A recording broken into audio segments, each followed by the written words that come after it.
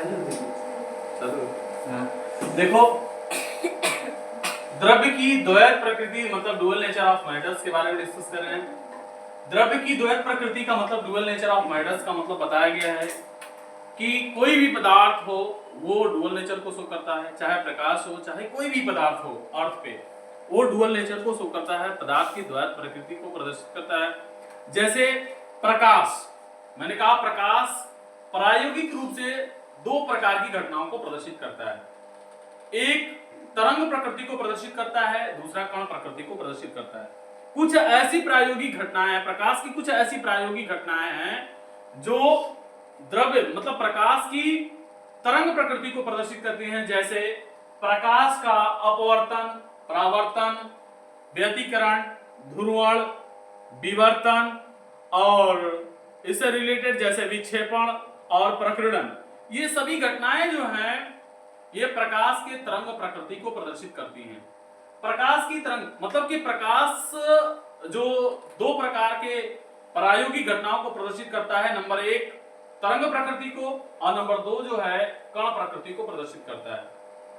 तो प्रकाश की प्रायोगिक घटना के बारे में मैंने बताया, जैसे तरंग प्रकृति और कण प्रकृति। कुछ घटनाएं ऐसी हैं जो प्रकाश के कण प्रकृति को प्रदर्शित करती हैं, वे हैं क्राम्पटन प्रभाव, प्रकाश वैद्युत प्रभाव और कृष्णिका प्रभाव। तो इस तरह से प्रकाश ऊर्जा को दो रूप में हम लोग व्यक्त कर सकते हैं। प्रकाश ऊर्जा को दो रूप में व्यक्त करते हैं, नंबर एक तरंग प्रकृति के रूप में और नंबर दो कण प्रकृति के रूप में व्यक्त कर सकते हैं। अब इसके आधार पर जैसे डी ब्रागली की संकल्पना दी गई है। डी ब्रागली संकल्पना के अनुसार क्या बताया गया है? डी ब्रागली संकल्पना के अनुसार बताया गया कि जैसे प्रकाश ऊर्जा दो रूप को व्यक्त करती है, जैसे कण और तरंग रूप को व्यक्त करती है, उसी तरह से पदार्थ भी दो प्रकृति या दो रूपों को व्यक्त करता है, क्योंकि पदार्थ सूक्ष्म कणों से मिलकर बना होता है। जब पदार्थ सूक्ष्म कणों से मिलकर बना होगा तो वो कण प्रकृति को प्रदर्शित करता है और उन कणों के अंदर तरंगे एक दूसरे से संबंधित होती हैं। जैसे मैंने कहा कि वातावरण में उपस्थित वायु या मान लीजिए किसी भी लोहे या किसी भी ऐसे पदार्थ के अंदर जो है कोई भी कण, जैसे मैंने कहा इलेक्ट्रॉन, उसको टच करने के बाद उसमें आवाज आती है। आवाज क्यों आती है बेटा? आवाज का मतलब है कि उसके कण जो है एक जगह से दूसरे जगह क्या करते हैं, मूव करते हैं और एक दूसरे के बीच क्या होते हैं, टकराते हैं। टकराने के बाद वो आवाज हमें क्या होती है, सुनाई देती है। तो इसका मतलब पदार्थ के दो रूप होते हैं, क्योंकि पदार्थ छोटे छोटे सूक्ष्म कणों से मिलकर बना होता है, इसलिए कण प्रकृति को प्रदर्शित करता है। और वे कण तरंगों से संबंधित होते हैं। वे कण किससे संबंधित होते हैं? तरंगों से संबंधित होते हैं।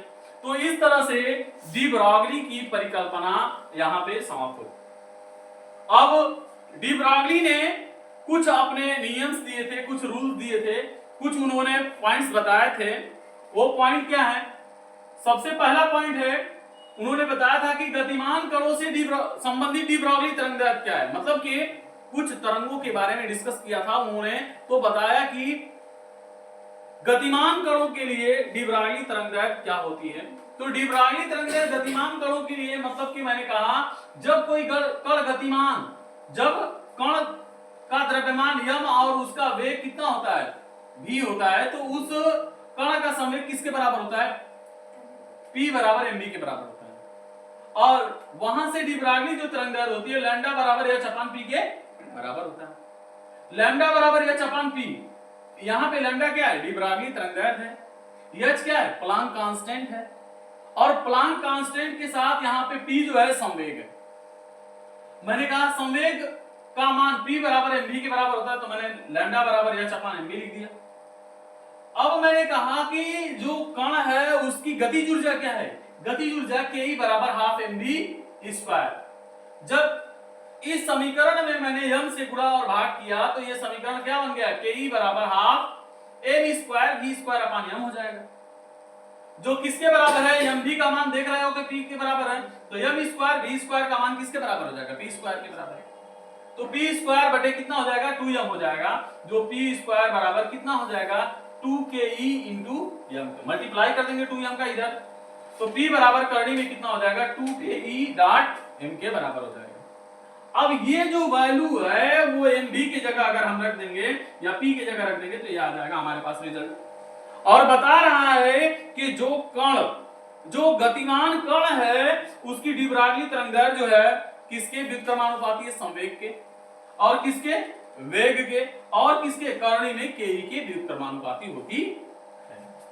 फिर दूसरा पॉइंट क्या दिया उन्होंने, आवेशित कणों से संबंधित डी ब्रॉगली तरंगदैर्घ्य, मतलब कहा कि जब कोई कण आवेशित हो और वो गति कर रहा हो तो उससे संबंधित डी ब्रॉगली तरंगदैर्घ्य क्या होगी, तो उससे संबंधित डी ब्रॉगली तरंगदैर्घ्य मतलब कि जब कोई आवेशित कण गति करता है तो वो उससे क्या उत्पन्न होता है, विभव उत्पन्न होता है। क्या उत्पन्न होता है, विभव उत्पन्न होता है।